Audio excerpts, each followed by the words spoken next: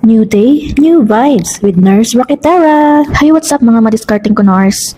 Ako si Maris, nurse by profession, Rakitara by passion. Dito sa vlog na to, samahan niyo ako sa mga kwento ng diskarte, travel, food trips, at kung nurse life na siguradong makaka-inspire at magbibigay ng good vibes. Kaya don't forget to hit subscribe at kalampagin ng bell para lagi kang updated sa mga bagong uploads ko. Tara, let's go mga nurse!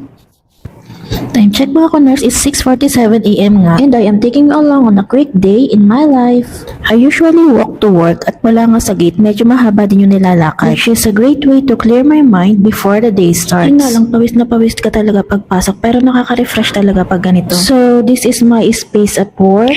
Actually, dalawa yung clinic ng company na pinagtatrabahuhan ko at ito nga yung bago. At dito nga ako naka-assign ngayong shift na to, and morning shift tayo.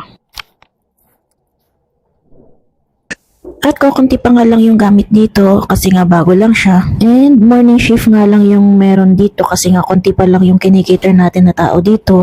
So, part of our job as an occupational health nurse ay mag-inventory para makip track natin yung mga medical supplies na kailangan natin to make sure na din na we are always ready for any situation, syempre. Kasi syempre, mahirap din naman mag-attend sa need ng patient na halimbawa may kailangang gamot tapos hindi available sa atin, hindi natin alam kung paano natin i-manage. Kasi syempre, protection na din natin to para alam natin kung saan napupunta yung mga gamot.